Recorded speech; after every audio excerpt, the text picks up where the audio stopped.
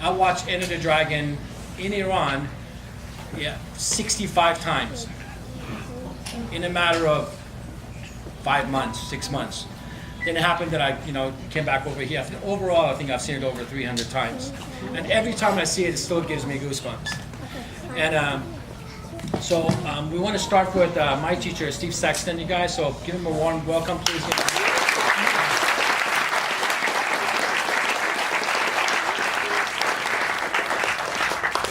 He wasn't kidding about him, Bruce Lee being an influence on him. When he came to me, he was 15 years old, right? And he wanted to be the next Bruce Lee, as every young boy did in those days, because there was, as far as martial arts go, he was about all there was around, with the exception of maybe Tom Laughlin and Billy Jack, which was done in '71, I think. But I was never fortunate enough to meet him. But like a lot of you, I've read a lot of things about him and have talked to people that have met him. I know one thing for sure is he was a fanatic about training, and I guess it depends on what you want to accomplish in life. But can you imagine, how many people do you know, or can you even think of, that 43 years after their death, they're still gracing the covers of magazines? Not even, you don't even see that with like President Kennedy, or, it's just, you never see it, but every week it seems like he's on a different magazine cover. So he's obviously really, really, really made an impact. And the fanatical training, and depending on what you want to accomplish, if you want to be a world champion, I remember talking to Sensei Benny one time, and I said, "Is it true you used to run 15 miles a day?" And he goes, "Yeah, until I realized I didn't have to do that." So, and all I'm trying to say is, like, if you are training someplace, don't just come and go through the motions.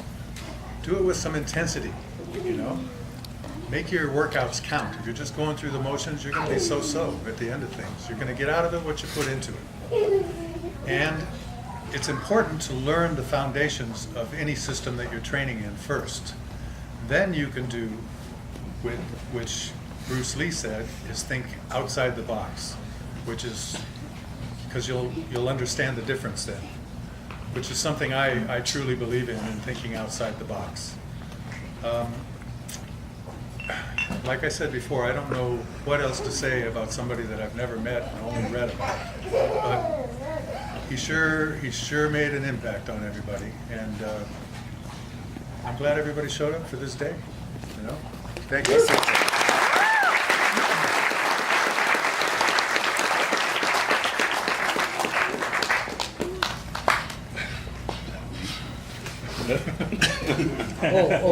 Where's my introduction?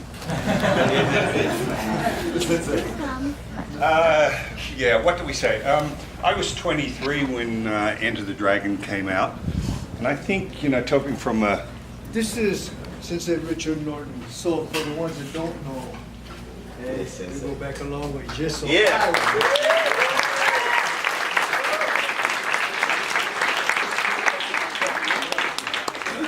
Thank you, Mr. Fireboys, for the...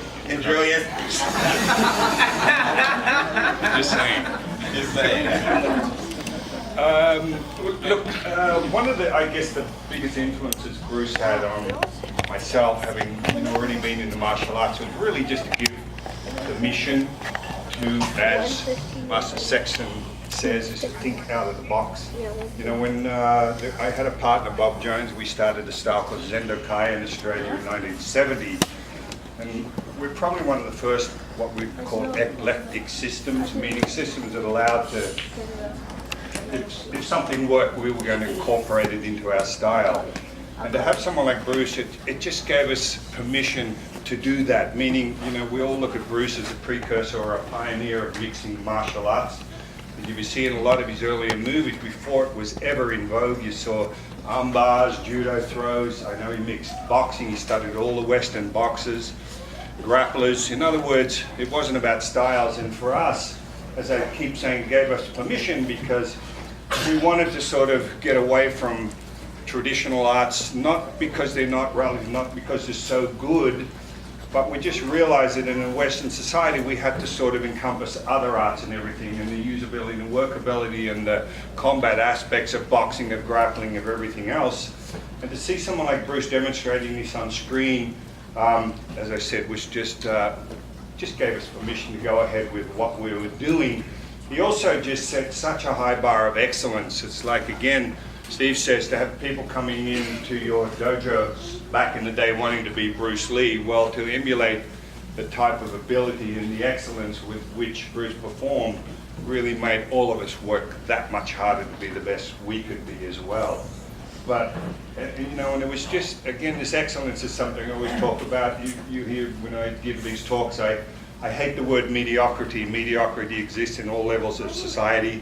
People are satisfied with just being okay. Well, I'm good enough. They compare themselves with other mediocre people. But, you know, as martial artists, especially in the higher ranks, we like to think that we can transcend that and really head towards excellence. And if anybody was the epitome of that, it was Bruce Lee. Always striving, always thinking out of the box, looking for ways to improve himself. But not just physically on the mat. As we know, and we often talk about, it's not so much the 2 hours on the mat that's important, it's the other 22 hours off the mat. How you behave, how you just strive again to better yourself, to get more knowledge, not only for your own development, but for the development of your students. And again, Bruce was just such an incredible driving force for that, instilling in us how excellent we could all become. And as I said, at 23 years of age, like everybody else, we saw the movie over and over again. So again, it just made us up our game. And also, again, as Steve said, to have somebody, I think it's only Muhammad Ali is about the other most well-known name along with Bruce Lee. That's just an amazing thing. It exposed Bruce's movies and his ability to expose martial artists to an audience and society that would never normally have been exposed to what we do. That was a fantastic thing. It helped all of us. So again, fantastic, and thanks for everybody coming along today. You know, Sensei Benny and I were talking, a lot of what we try and do is keep Bruce's spirit alive.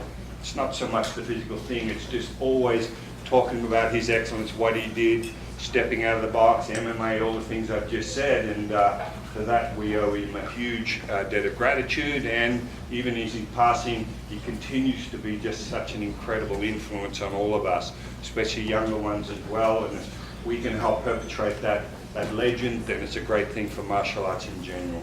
So thank you, everybody.